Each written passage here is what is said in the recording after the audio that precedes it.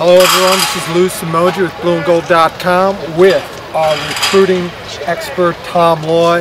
This guy was just an animal today out here covering all the recruits. You'll see our photo gallery there and everything. Tom, what was some of the top news coming out on the recruiting end besides just winning 31-0 on the field here? Yeah, the win definitely helps, that's for sure.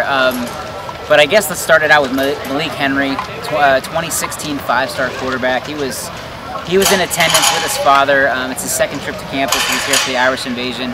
He loved it. I mean, we're standing on the sidelines watching the last few minutes of the game, and he's just going nuts. And then he's joining and swaying to the alma mater and all that kind of stuff. So he's and then actually as we're out in the tunnel, we see kind of an embrace between him and Matt LaFleur, the quarterback's coach, and you can just see that Notre Dame is on top at this point.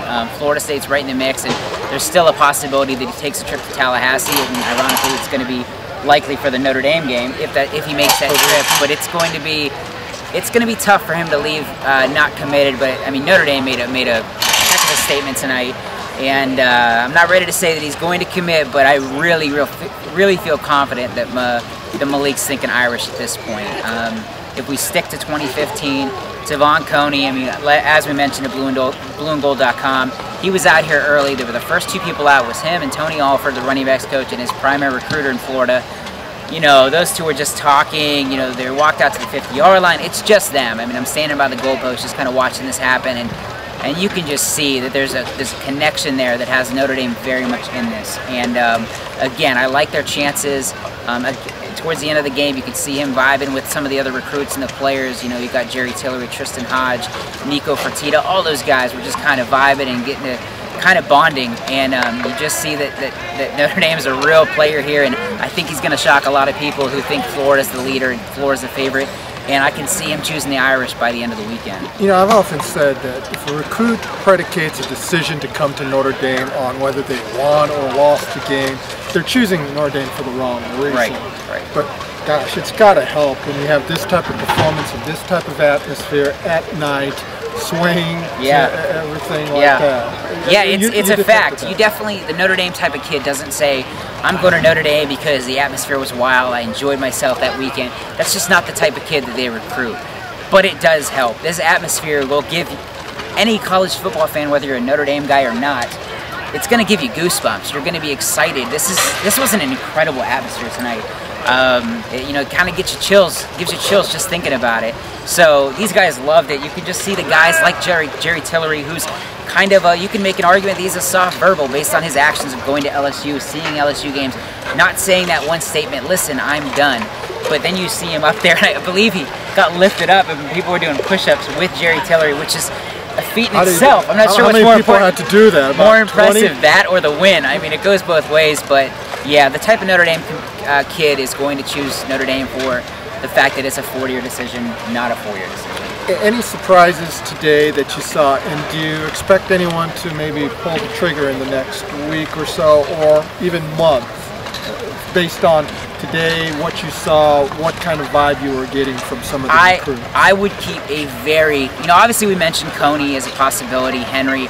I would keep a very close eye on Soso Jamabo, the 4-star back out of Texas. Pretty good game this weekend.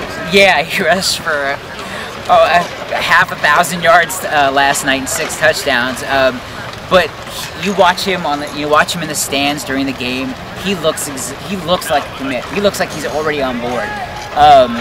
There's no playing coy with him. He's not, he's loving it. And the fact that he came here with his parents and his best friend, who happens to be a Notre Dame fan, you can just see that he's kind of already on the, he's got Notre Dame as his favorite. I don't care if it's a public thing, if he's mentioning, I mean, you can just watch him and see that there's a passion, there's an excitement he's got for Notre Dame. So I would keep an eye on that.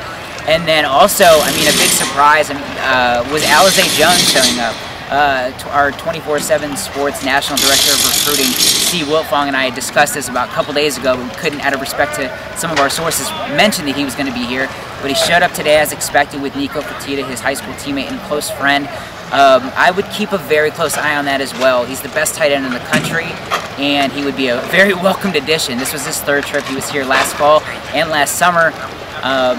There's a pretty good chance he leaves Sunday committed to Notre Dame, which would send some shockwaves throughout the country. There's a fit here. He's a great pass catcher, and UCLA is not a huge fan of their committed guys taking visits. So that's another guy, Alize Jones. Keep an eye. He could be the 18th commitment to Notre Dame. Well, tremendous night for Notre Dame, both on the football field, in the stands, and even on the sidelines here with many of the recruits. We'll do a follow-up again soon on blueandgold.com, as well as do it after the Stanford game here October 4th as well. Can't wait. It should be a good visit weekend there too, and just yeah. keep the winds rolling. That'll do it for now. Join us later for another podcast with Tom Loy, our recruiting editor. Thank you.